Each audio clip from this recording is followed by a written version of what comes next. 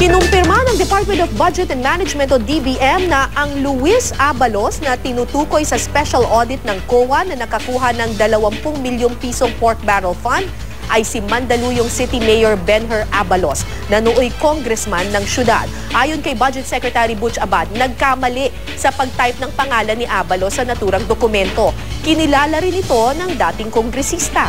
Pinakita rin ni Abalos ang Lingap Karunungan Center sa Mandaluyong City na mismong tinutukoy sa proyektong ipinangalan kay Luis Abalos. Ito na ang pangalawang pagkakamali na sinita ng DBM sa special audit ng COA.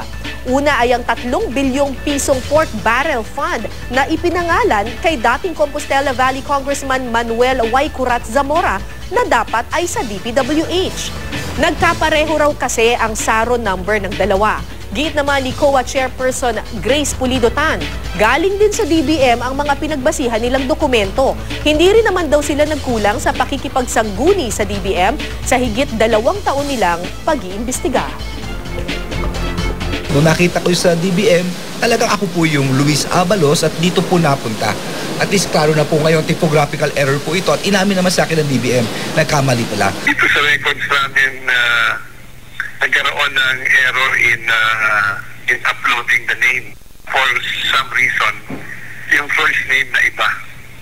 Alam mo, napakaraming mga dokumento yun. So, nagkamali lang ng pag-type ng pangalan.